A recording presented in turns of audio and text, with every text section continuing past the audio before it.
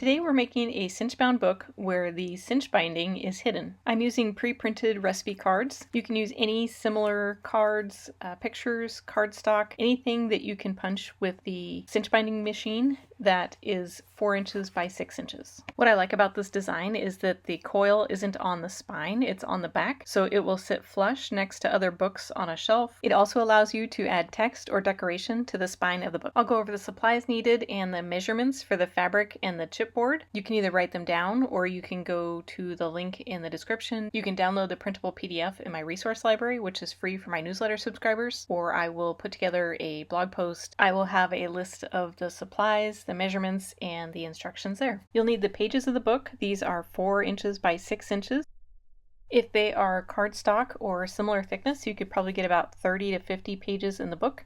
If they are thinner, like copy paper or notebook paper, you might be able to get about 100 sheets. You'll need a material for the outside cover of the book and then the inside lining of the book. I'm using fabric today, but it could also be paper. And you'll need a piece of chipboard. An 8.5 inch by 11 inch piece should be plenty.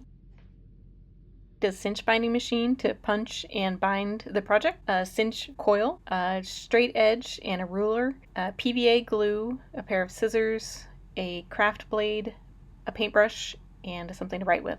You'll also need wire cutters and a bone folding tool. Here are the measurements. I'll go over them all first, and then I will measure and cut out the pieces. Up here we have the front and the back of the book and the spine.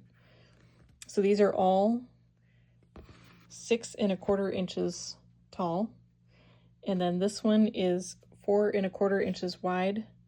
This one is 5/8 inches wide. This one is 1 inch wide, and then this one is 5 inches wide. And then over here we have the spacers. So this is going to help us line it up on the fabric and to space out the binding. So this piece is 1/2 inch wide. The length doesn't matter, because we're just going to be using it at the top, the bottom, and the sides while we line it up. And then these are 1/8 inch wide, and it was actually a longer strip, and I just cut it in half. You only need one, and you can move it, or you can cut 3 if you want, and then use all of them while you're lining it up. And then for the fabric, this is the front of the book, the outside. And that piece is 12.5 inches by 7 1/4. The measurements for the cover I have here are the exact measurements, and I did this because the cover fabric has a pattern on it that I wanted to line up perfectly with the book. If you don't need it to match up perfectly, you can cut it larger than the measurements here and then place the guide, the 1/2 inch guide, along and draw a line and trim it down after you've glued the chipboard to the fabric. And then the inside is 11 inches by 5 3/4. And you can also use paper if you want. It's up to you. I just wanted to use fabric for this book.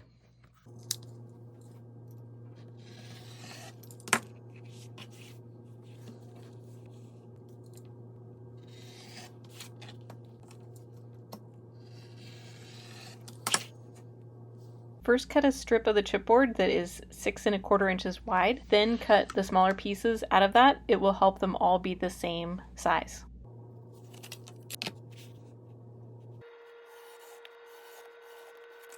Now we'll cut each section of the 6 1/4 inch strip.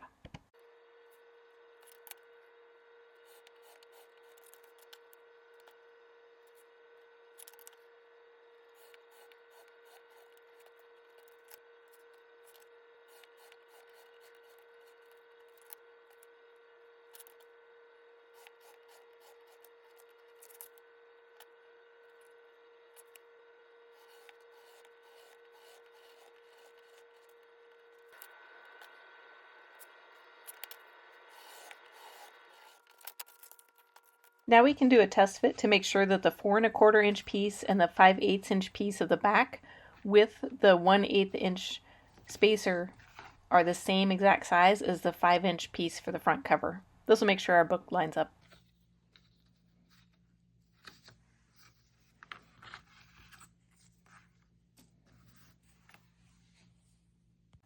Now we can glue the chipboard to the fabric for the cover of the book.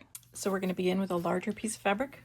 We'll turn it face down and we can actually kind of move it to the side.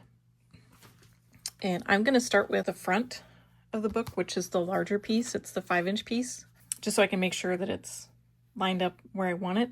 And then if it gets a little crooked towards the back, it's on the back. And then I'm using just some parchment paper to cover my surface. And I'm going to squeeze some of this PVA glue out to work with. So I'm just going to brush it on.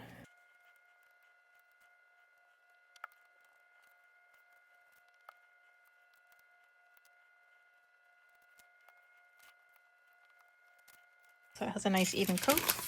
And then this is our measuring edge piece. So I'm going to place this along the edge of the fabric.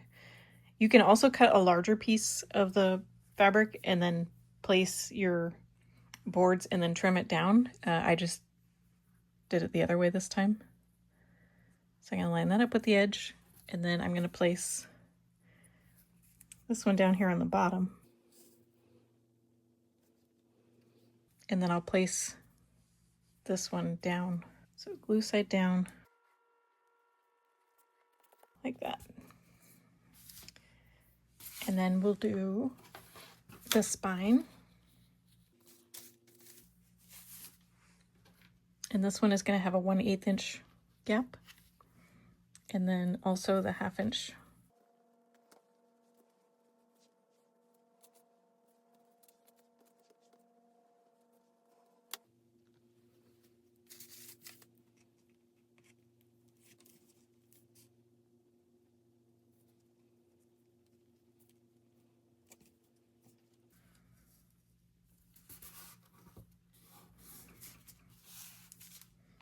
Add another 1/8 inch spacer.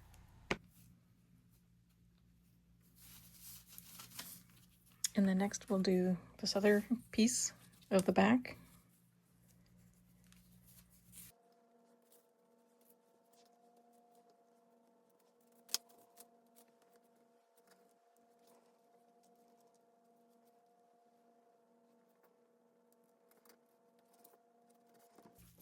And then finally the bigger piece of the back.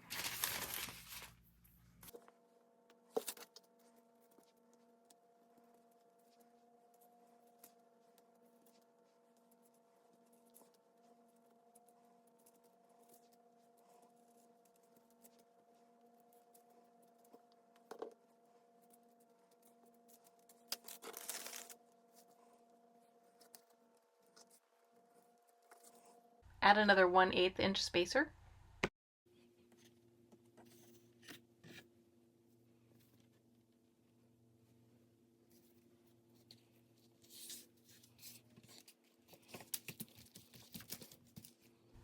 And now you can remove all of the spacers.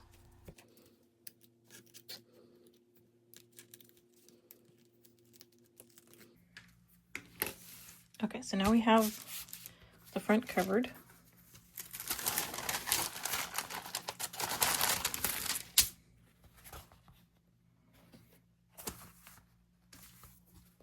You can smooth it out with your hands. You can use your tool.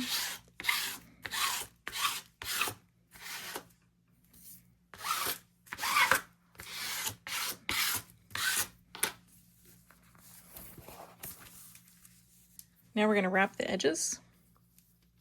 So I'm going to just use some more glue and then glue along about as deep as the width of the fabric here.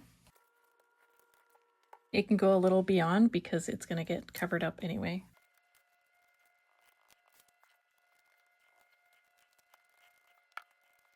And you want to make sure that it does get down in the gap here so that it seals it up.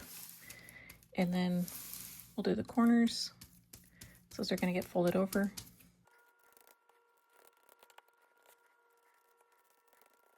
And then we'll start with the corner and fold it in at a 90-degree angle. Press it down. And we'll do the bottom corner.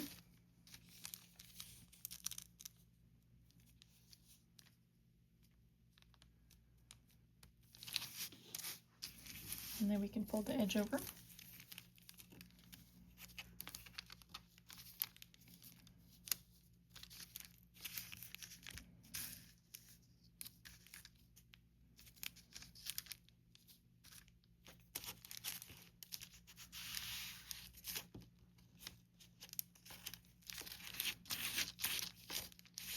Use your tool to make it nice and straight. You can also trim off the corner, but I wanted to leave it on there so it's a little more reinforced since this is a cookbook. And then we'll work on the other corners.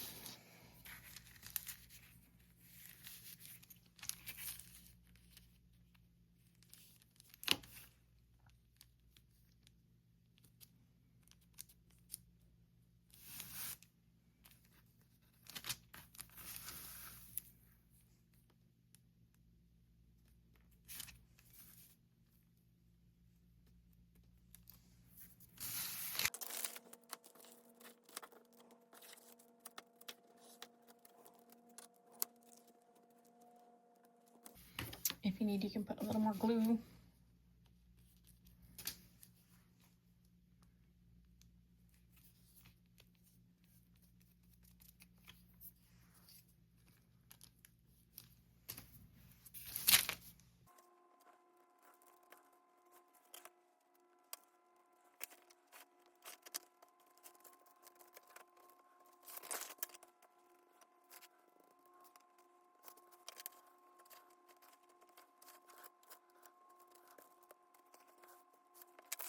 Now we have the front completely wrapped. We're going to put glue on this side and then cover it with our fabric. So let's do a test.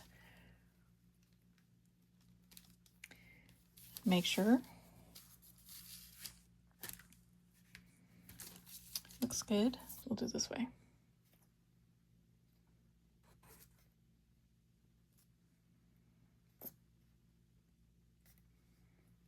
Now we can work quickly.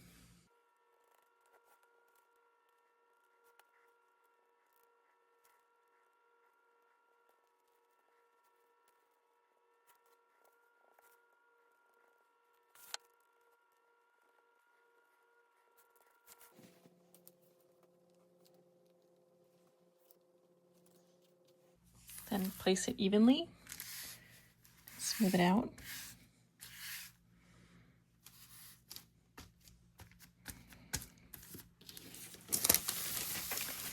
And then we need to smooth in these so you can use any sort of tool that fits down in there. Here you're firmly but gently pressing the fabric down into those 1/8 inch gaps that were between the pieces of the chipboard. You don't want to tear the fabric, but you want it to be pressed down so that the book will fold.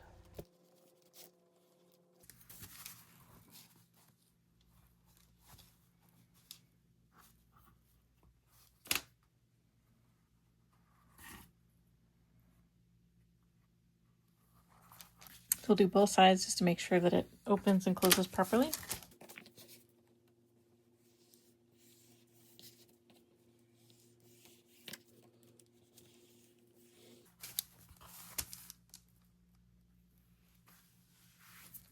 Check the edges to make sure the fabric is all glued down completely.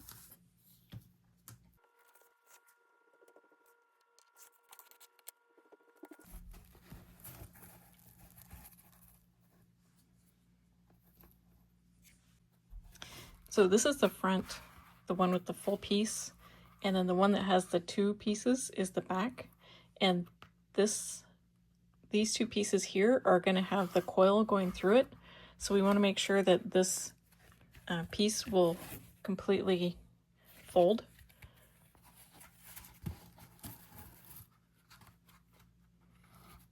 While it dries, so that when we punch it, it will be able to fold and punch through both sides at one time.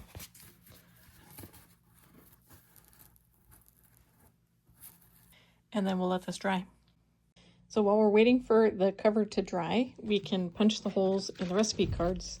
So these recipe cards weren't made to be put into a bound book. The margins just aren't there. So on some of them, I might lose some of the text on the top up here, but that's okay. I'll still know what it says, and I can always write it down here. But I'd rather have them in a book than just floating around. So I'm gonna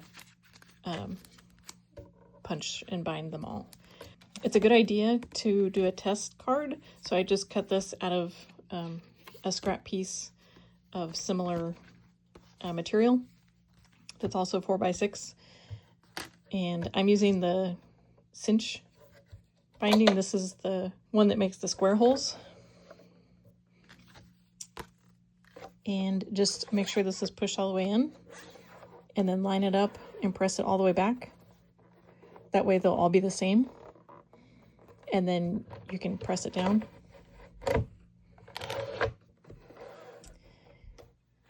And then you can see that we don't want this last one to punch, and that will give us a nice even just 11 here. So to make it not punch, just pull it out, and then we can test it on the other side.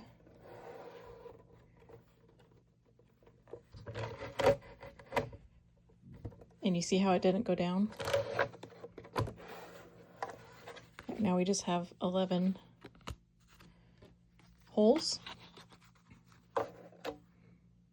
And that'll line up. So now we can also check any of them.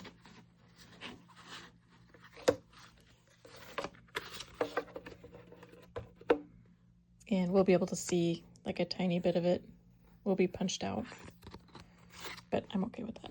Leave a margin of at least 7/16 of an inch to be sure that the holes for the punch won't interfere with the design on your card. I have them all in order. I'll try punching a couple at a time, see how well that goes. Let's do 3. Just make sure they're all stacked up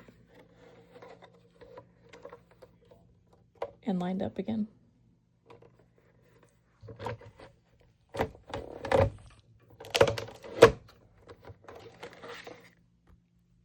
There we go. I think that went well, so I'll just do 3. So the apple cheese ball, a little hard to see.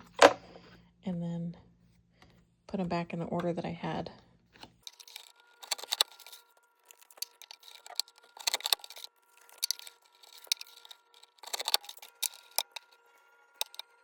Now it's time to punch and assemble the book. So the cover is completely dry. I let it dry overnight. And we're gonna hole punch the back side here. So this is the full cover.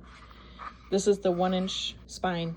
And then on the back is where we have the smaller strip and then the back of it. So we're gonna fold this part, and we're gonna punch through this part right here. So this narrower piece and the back is where we're gonna punch. And then we'll put the coil in and the cards. So we need to set up the punch here. So when we punched the cards, we had this piece slid in all the way and lined it up this way. The book cover is 1/8 of an inch bigger than the cards on both sides. So we want to move this over 1/8 of an inch. So this has the 1-inch mark here, and we'll just move this over 2 clicks to 1/8. And then, so we can see this moved over here. And then we also want to leave this one out because we're not punching that 12th one. And then I tested it to make sure it fit in there all the way. So we're keeping this folded, double checking that this is the narrower side. You can actually punch it this way too. And then push it in, and you want to make sure it's completely pressed against the back so that it goes all the way in and has the correct margin, just like this one does. And make sure that didn't move. So you can actually double check back here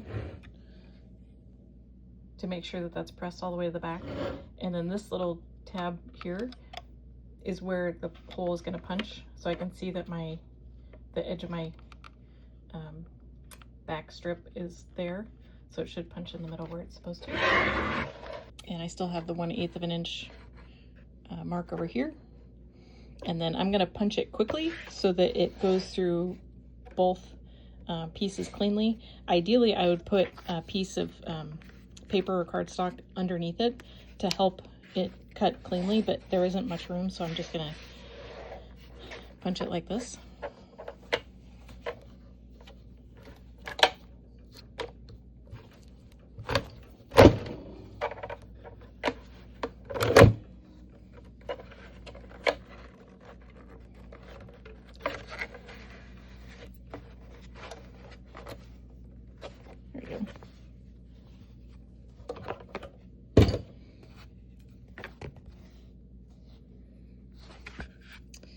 can check it. It kind of frayed a little bit. I can clean that up. Trim off any loose threads.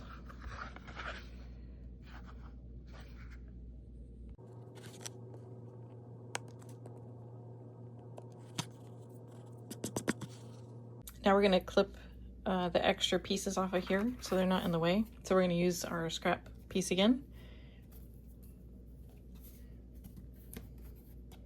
And just put it on. And then we're going to twist it all the way around. And then you can see we have this piece that pokes out here. So we're going to cut right here.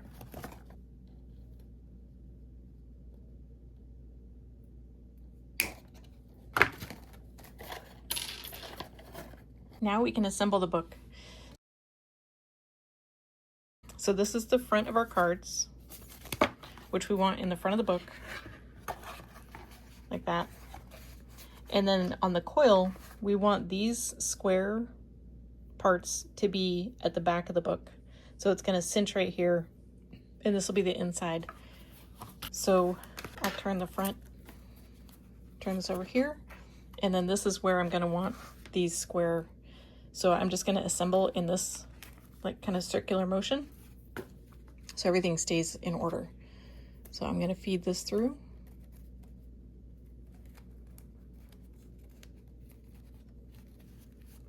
Like that. And then I'm going to feed the book through. So turn it inside out.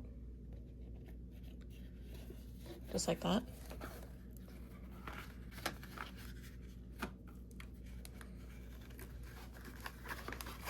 Fold the cover back on itself and then place the coil so that the opening is away from the rest of the book.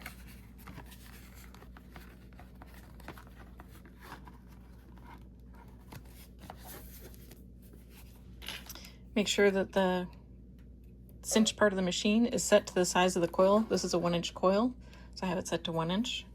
And I'm going to place this in here. Hold it in place while you carefully begin to lower the arm of the machine. Then move your hand and finish pressing down on the machine until the coils are cinched close.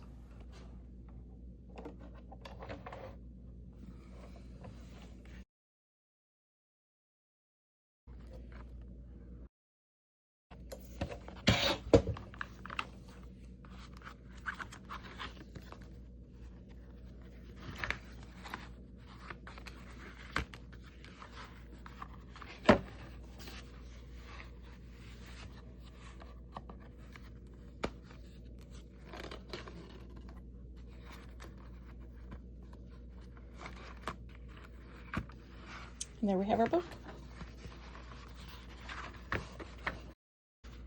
So we have the coil on the back so that when it's on the shelf, you just see the spine. Thanks for watching. Don't forget to check the description for helpful links and let me know if you have any questions.